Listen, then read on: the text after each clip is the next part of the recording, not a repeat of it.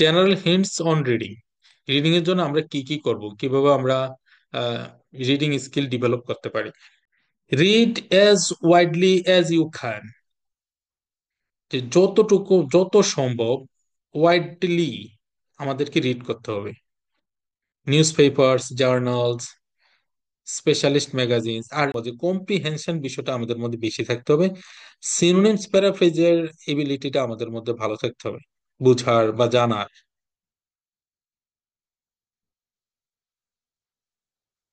Make sure that you develop the skills of reading with speed outside your subject area.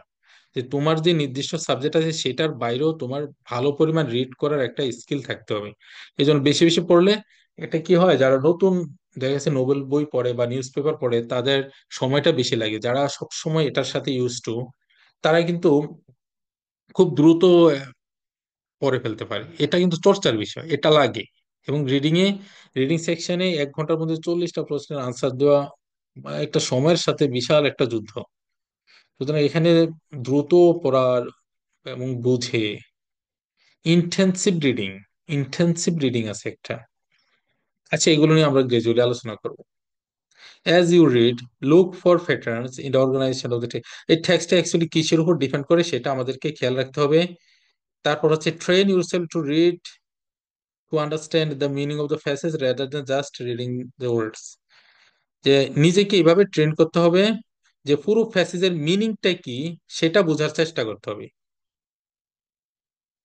যে word by word ধরে আমি ওটার অর্থ বুঝবো সেটা অতটা সবসময় প্রয়োজন হবে না, কিন্তু পুরো প্যাসেজটা অ্যাকচুয়ালি কিসের উপর ভিত্তি করে, এখানে কি বোঝাতে চেয়েছে সেটা বোঝাটা কম্পারেটিভলি বেশি গুরুত্বপূর্ণ। As you read, always practise predicting what you are about to read. আমরা যখন এটার এটার বিষয়টা হচ্ছে এরকম, আমরা কিভাবে আমাদের কনসেন্ট্রেশনটা ধরে রাখি একটা সিনেমা দেখার ক্ষেত্রে।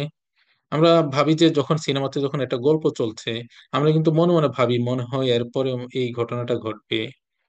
তখন দেখেছে হয়তোবা আমাদের যেই প্রিডিকশনটা ছিল সেটা সবসময় যে ঠিক হয় তাও না, আবার হতেও পারে নাও হতে পারে। তখন কি হয়, আমরা সবসময় একটা মনোযোগটা আমাদের থাকে যে এরপরে এটা আসতেছে, এরপরে ওটা আসতেছে। এরকম ভাবে এই রিডিং এর আনসারের ক্ষেত্র আমরা কিন্তু আগে যখন আমরা আনসারটা খুঁজবো প্যাসেজে গিয়ে, তখন কিন্তু আমাদের একটা আগে থেকে একটা প্রিডিকশন নিয়ে নিতে হবে যে মনে হয় আনসারটা এটা হতে পারে। এভাবে যদি আমরা খুঁজি তাহলে বিষয়টা মাথায় থাকবে বেশিক্ষণ এবং আমার খুঁজতে সুবিধা হবে। হয়তোবা সেই প্রিডিকশনটা ভুলও হতে পারে, কিন্তু এটা খোঁজার ক্ষেত্রে খুবই effective. Learn to increase your speed while still reading the organization and meaning of a passage. ল- এটা আমাদেরকে স্পিডে পড়ার ইনক্রিজ করতে হবে। ইনক্রিজ ইউর স্পিড, স্পিডটাকে ইনক্রিজ করতে হবে। এবং এটাও যদি একদম প্রতিটা জায়গার মিনিং আমি বুঝে বুঝে আমি নিব, এই কাজ করতে গেলে কিন্তু আর সময়ের সাথে পার পাওয়া যাবে না। যেখানে আমার ভালোভাবে পড়তে হবে, ইন্টেন্সিভ রিডিং করতে হবে, সেখানে আমি করবো। যেখানে হচ্ছে যে ক্যাঙ্গারু স্টাইলে আমাকে জাম্প করে যেতে হবে, সেখানে ওই কাজটাই করতে হবে। এটাকে স্কিমিং বলে। Learn to let go the unfamiliar words and look at the overall meaning.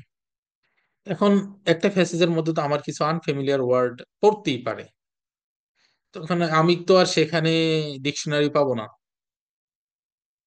তাহলে আমাকে কি করতে হবে, আমাকে পুরো বিষয়টার মিনিংটা বুঝে আমাকে ধারণা করে নিতে হবে ওই আনফ্যামিলিয়ার ওয়ার্ডের দিয়ে কি বোঝাতে চেয়েছে। এই জন্য আইকিউ খরচ করতে হবে। কারণ এটা স্বাভাবিক, আমরা সব ওয়ার্ড যা পরিচিত হবেই না, এটা ঠিক আছে। সব মিনিং আমরা বুঝবো এরকম না। Spend a specific period each day reading. প্রতিদিন একটা সময় বের করতে হবে, যে সময় আমরা কিছু না কিছু আমরা রিড করব, রিডিং এর জন্য রাখবো। কোনো না কিছু কিছু না কিছু পড়বো। Practice and only practice will guarantee you a good score in the reading section of the IELTS exam. So practice as much as you can.